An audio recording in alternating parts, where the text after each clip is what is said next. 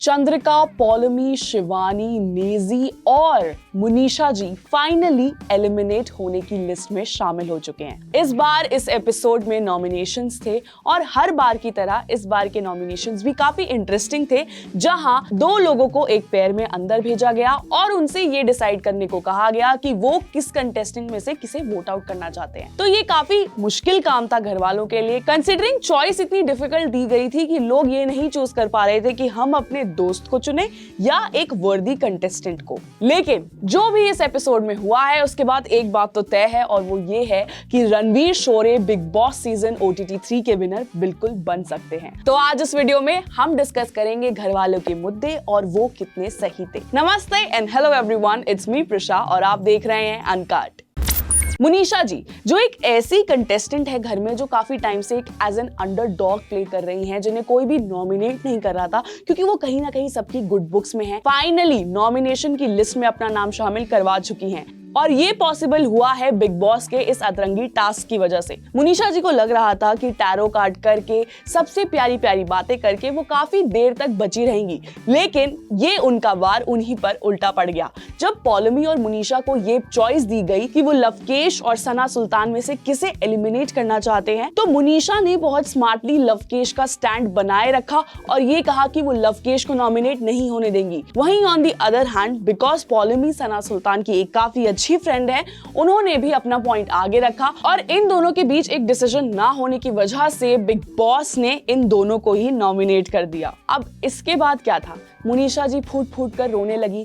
बाहर आके उन्हें आखिर ये भी तो दिखाना था कि लवकेश का उन्होंने किस तरह सपोर्ट लिया है। देखो, मैं ये नहीं कह रही कि उनके आंसू झूठे थे, हो सकता है कि वो काफी ज्यादा ओवरवेल्म हो गई थी, लेकिन जिस तरह से वो बार बार विशाल और लवकेश के आगे ये जता रही थी कि उन्होंने लवकेश के लिए बहुत ज्यादा फाइट मारी और उसी के चक्कर में वो खुद नॉमिनेट हो गई, ये उनका थोड़ा मुझे गेम POV लगा, क्योंकि इस बार हो सकता है कि मुनीशा ही घर से बाहर जाएंगी और अगर ऐसा नहीं होता तो Paulami would be second on my prediction list. साथ ही जिस तरह से लवकेश और सना मकबूल को नेजी और कृतिका के बीच में एक चॉइस करने को कहा गया था, उसमें सना मकबूल ने अपने दोस्त नेजी का स्टैंड उस फर्मनेस से नहीं लिया। वो कह सकती थी कि नेजी भी बहुत ज्यादा एंटरटेनिंग है या फिर उनका जो योगदान घर में है वो भी काफी अच्छा है, लेकिन वो लवकेश के आगे थोड़ी फीकी पड़ गई और क्योंकि लवकेश उनके इतने अच्छे दोस्त हैं, लवकेश ने बहुत स्मार्टली उनका भी डिसीजन इन्फ्लुएंस कर लिया और नेजी को एलिमिनेट करने के लिए चूज कर लिया। बाद में जब सना मकबूल बाहर आई तो उन्होंने नेजी से माफी मांगी और कहीं ना कहीं उन्हें एलिमिनेट करने का रीजन ये दिया कि वो उनके लिए स्टैंड ले ही नहीं पा रही थी क्योंकि उनके पास कोई सॉलिड पॉइंट नहीं था, जो I feel was very honest of Sana मकबूल,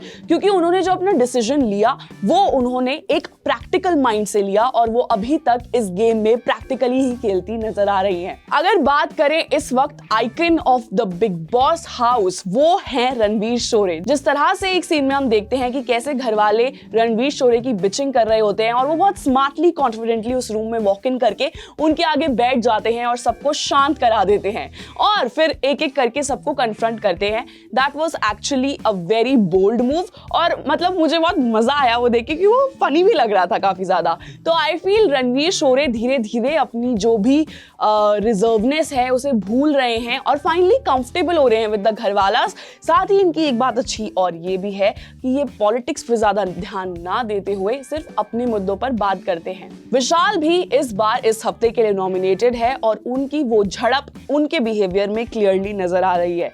अब उन्हें कहीं ना कहीं से तो अटेंशन चाहिए होगी, तो वो बेफिजूल में रणवीर को टारगेट कर रहे हैं क्योंकि वो शायद ये नहीं जानते कि बाहर लोग रणवीर को कितना पसंद कर रहे हैं और कहीं ना कहीं विशाल रणवीर को बार बार बेफिजूल में टारगेट करके खुद के ही पॉइंट्स कम कर रहे हैं। आपको क्या लगता है इस हफ्ते कौन घर से बेघर होगा? मुझे कमेंट सेक्शन में जरूर बताएं। साथ ही अगर आपको ये अपडेट पसंद आया हो then make sure that you like this video and comment your opinions below. साथ ही अगर आप चाहते हैं कि एंटरटेनमेंट इंडस्ट्री से जुड़ी ऐसी अपडेट्स आपकी फीड पे आते रहे then you know what to do, make sure you subscribe to Uncut. Welcome, good evening, good morning, good afternoon, नमस्कार। And the Oscars goes to anyone but Nitish आज तक एक भी चुनाव नहीं लड़े हैं। बॉलीवुड की कोई एक हीरोइन या 2 या 3 हीरोइन जिन पे राघव चड्ढा को जो सबसे ज्यादा पसंद है? विद्या बालन से लेके कटरीना कैफ तक सारी पसंद। ऐसा नहीं कह सकते हैं, ऐसा नहीं कह सकते हैं। आई लोगों, मजा आ रहा है। शरीर को और दिमाग को बहुत कष्ट मिलता है। मतलब मेरी देखते ही हंसी छूट गई इस पे यार। कोई लड़के को फंसाना हो या पटाना हो तो लड़कियां कौन सी टेक्निक्स यूज करती हैं? यहाँ बोलेंगे वहाँ बोलेंगे ए लो।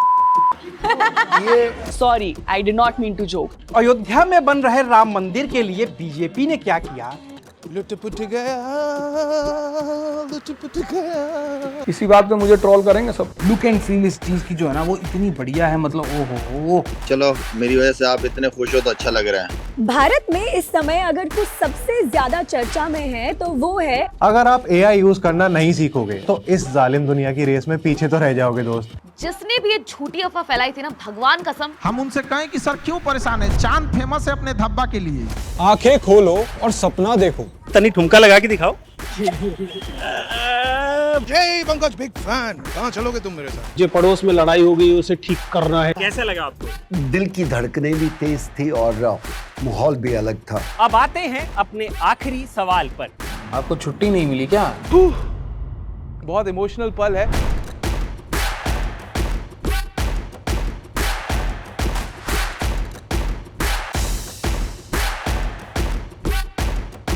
Uncut uncut uncut uncut uncut uncut uncut uncut.